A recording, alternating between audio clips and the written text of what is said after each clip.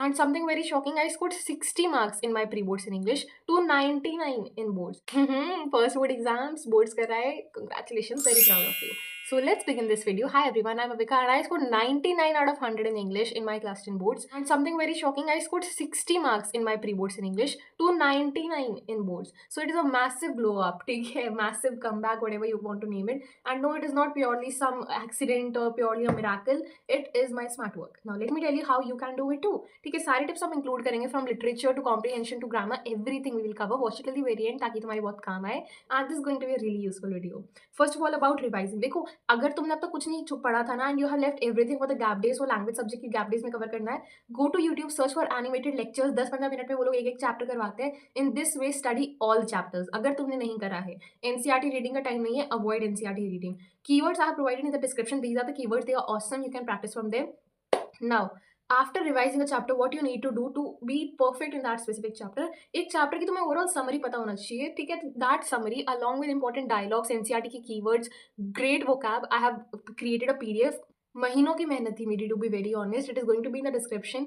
Check that out. Now what you have to do in that, chapter पढ़ लिया, now create a summary of your own की. ठीक है, ये summary होगी इस चैप्टर की. उसके बाद में open my PDF and that PDF you are going to find certain summaries of all the chapters जो मैंने लिख रखे हैं 6 मार्क क्वेश्चन के लिए. उसमें you have to compare your summary and my summary and see your mistakes. कौन कौन सी लाइन्स, कौन कौन से कोड्स थे जो कि तुम पुट कर सकते थे अपने आंसर में, that you could have written, which would have made your answer much much better, more, it would have overall enhance your answer. That's what I am trying to say. ठीक है, so वो सारे keywords, वो सारे codes, specific author के name, सब कुछ I mention, उनसे कंपेयर करो और अपनी प्रिपरेशन में इंप्लीमेंट करो ताकि बहुत अच्छे मार्क्स आ जाए. Second which is footprints without feet के. अब देखो, फुटप्रिंट्स विदाउट फीट का कोई चैप्टर मिस नहीं करना. Also everyone has a hate regarding one chapter which is making of a scientist.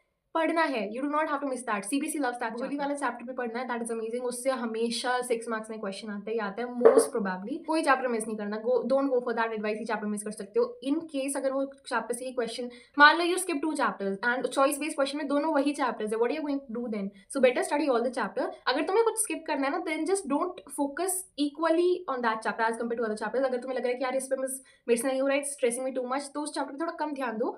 But do not just skip it entirely कि नहीं बस पढ़ना ही नहीं है. Do not do that.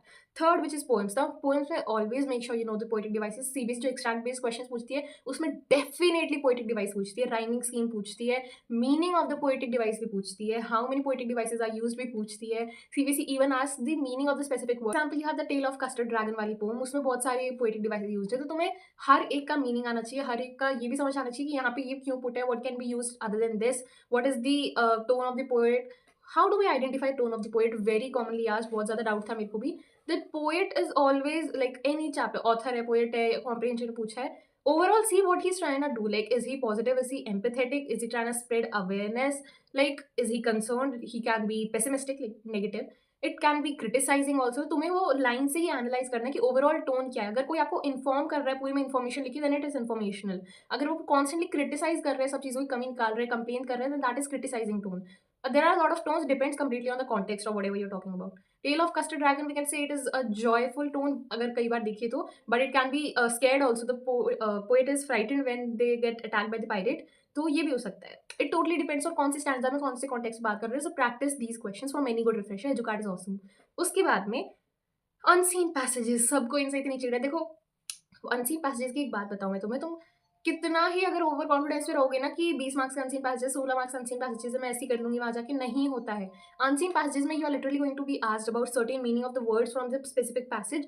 सो कभी भी कोई भी मीनिंग पूछा, सिनोनिम एंटोनिम हो, उस वर्ड को एक सर्टेन फ्रेज में पुट करके देखो. अगर वो मैच कर रहा है, then it's awesome. For example, she was a good girl, she was a great girl. This is a very basic synonym example that I'm trying to put right here ताकि तुम्हें समझ आए. Because the last time I told you I used a very complex example and everyone was like, ये क्या बोल दिया.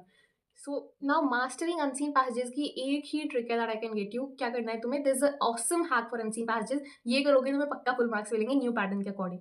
CBSE का sample question paper लो, उससे कॉपी करो. पहले तो उसे सॉल्व करना है, उसके बाद उसे कॉपी करो, put it on ChatGPT and ask ChatGPT to give you 5 more similar more complex unseen passages for class 10 boards. You will get 5 amazing unseen passages with such questions जिनको देख के तुम गुलदस्ता ही हो जाओगे, ऐसे गार्डन गार्डन सा फील होना लगेगा तुम्हें. तो वो वाली सिचुएशन आ जाएगी. So do solve these kind of questions. Always give reference to dancing passages की according to the passage given, ठीक है, इस तरह से। आंसर राइटिंग पे I make a video very soon, तो वो भी जरूर देख के जाना अपने बोर्ड से पहले। Now this was about unseen passages. Main focus to crack any unseen passages is practicing. Practice SQPs, practice additional question papers, practice question bank के questions, practice everything. Practice makes you perfect. This is wisely said. Now 6 marks question, देखो 6 marks question में one tip that I can get you, देख थोड़ी सी information दे देती हूँ। Overall 6 mark question हमेशा revolve करता है या तो कोई वैल्यू होगी या कंपैरिजन होगा, या फिर तुम्हें अपने आप को उस कैरेक्टर में इमेजिन करके लेटर स्पीच ये सब लिखना होगा, और you have to just tell about a certain chapter revolving around a certain theme. That's it. सारे टाइप के आंसर्स में overall the thing is that you have to tell the summary of the chapter revolving around that question mostly if it's about value based question. I have provided all the summaries, perfect summaries in the description for free, keywords also along with that. Do not forget to check it and do me a favor and share it with your friends and subscribe also so that we can grow together to a very big family. Now about grammar, last year मैंने grammar के lectures अनुराग sir के देखे थे from marathon days, and I think मेरी proper prep हो गई थी उससे। लाइक कॉन्सेप्ट तो मैं एक बार समझ लेती हूँ ना ग्रामर में, इट इज़ सो ईजी। कुछ ट्रिक्स होती है जो तुम्हें आ जाती है, एंड ग्रामर इज लाइक चुटकियों में हो जाती है। Now one pro tip for grammar जिससे तुम फुल मार्क्स ला सकते हो। देखो ग्रामर में 12 में से 10 क्वेश्चन करने होते हैं, so first do the 10 that you are very sure of कि ठीक है ये तो मेरे को आते आते हैं। उसके बाद में वॉट आई डिड वॉज कि 2 क्वेश्चन थे, फॉर एग्जाम्पल क्वेश्चन 4 एंड 8 जो मेरे को नहीं आते थे, तो after doing 1 to 10 of those question जो मेरे को आते थे, मैंने 4 और 8 क्वेश्चन को आंसर 11 एंड आंसर 12 की तरह करा। सो इन केस अगर मेरा इनमें से कोई गलत होता है तो दे कैन बी कंसीडर्ड, और otherwise if the examiner considers कि पहले 10 ही कर दूंगा मैं कंसीडर, तुम्हारे उन्हीं को मार्क्स दूंगा, तो पहले 10 में आई हैव रिटन दोज जो कि मैं बहुत श्योर हूँ जिनके लिए। So this is a smart way that you can score full in grammar. Now writing section about letter and analytical paragraph. Letter की सर्टेन लाइन्स लर्न करके जाना, सर्टेन पैटर्न्स, फॉर एग्जाम्पल जो ऑर्डर करने वाला letter होता है, you have to write specific items that you want to order in a table format. उसके बाद में always write a great beginning of the letter, ठीक है, हमेशा लेटर की फॉर्मेट में मेक श्योर तुम्हारी आंसर की जो स्टार्टिंग वो अच्छी हो।